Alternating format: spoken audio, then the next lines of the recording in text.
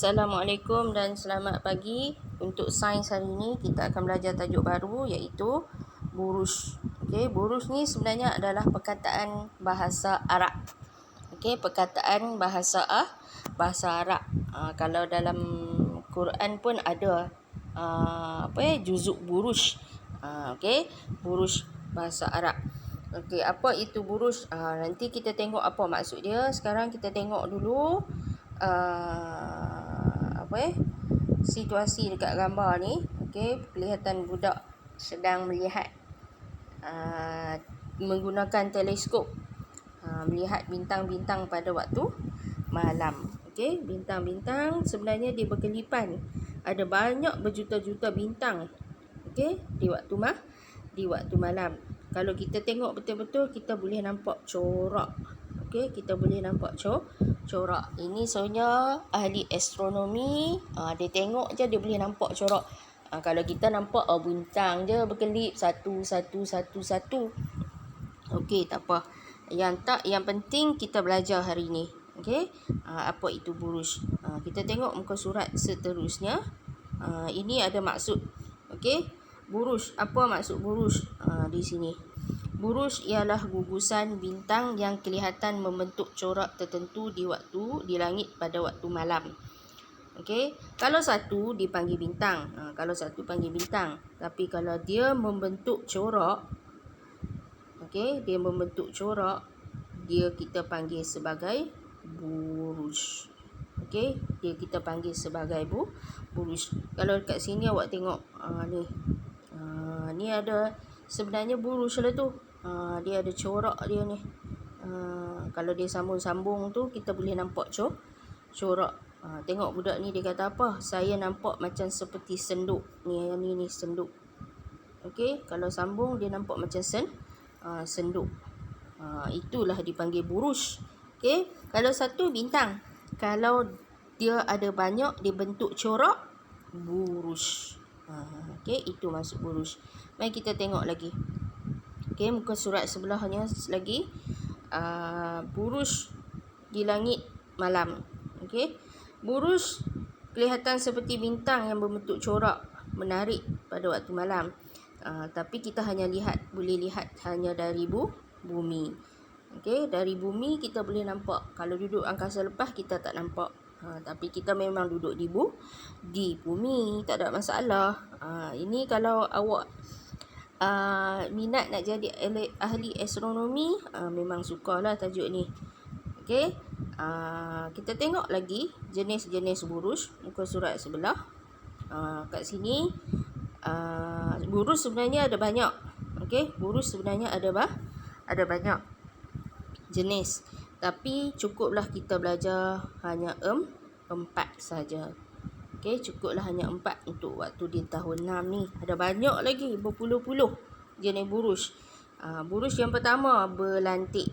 Okey, buruj berlantik. Buruj berlantik ni buruj yang paling menonjol di langit pada waktu malam. Bila digabung-gabung bentuk dia ni macam seorang pahlawan, pemburu, pahlawan. Yang ada tali pinggang. Kemudian dia tergantung sebilah pedang. Dia tengok macam duk pegang pedang. Okey, ia muncul di hemisfera utara dan selatan. Buruj kedua adalah buruj pari. Buruj pari adalah buruj yang paling kecil dan dia senang dilihat. Dia hanya ada 4 saja bintang. 1, 2, 3, 4.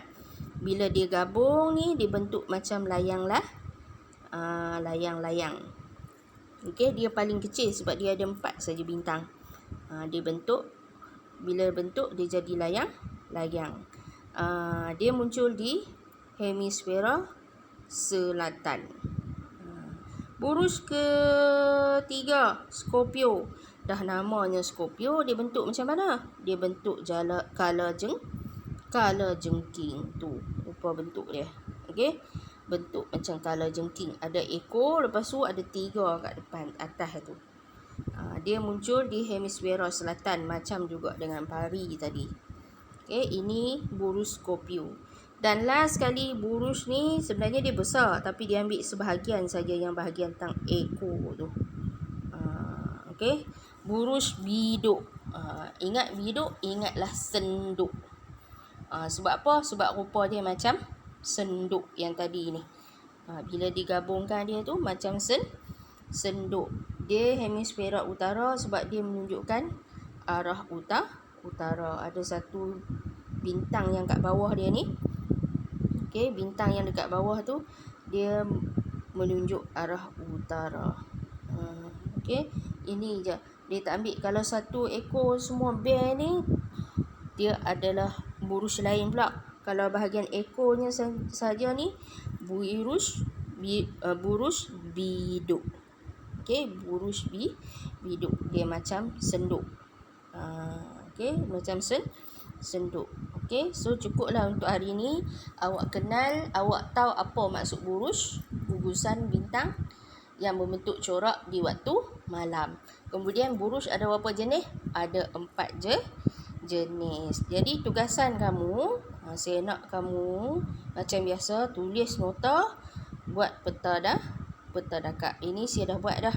Okey, macam biasa buruj. Kemudian ni saya dah tulis dah separuh, maksud dia awak tambahlah lagi.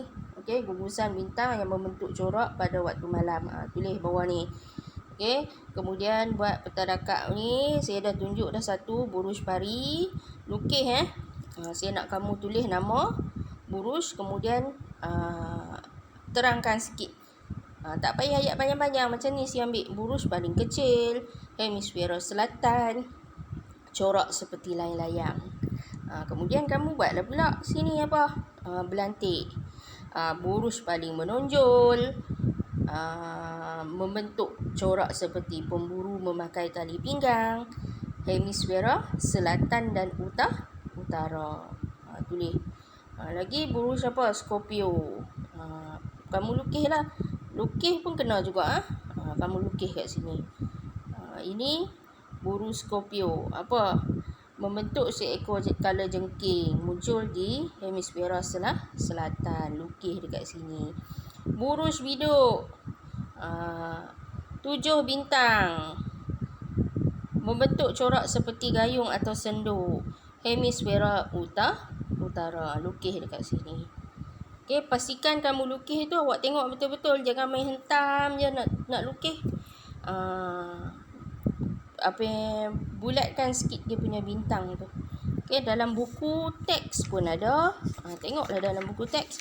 Jangan main salin je nak lukis buruj tu. Okey, dah siap? Boleh tunjuk pada saya untuk semakkan. Okey, sekian untuk hari ini. Terima kasih.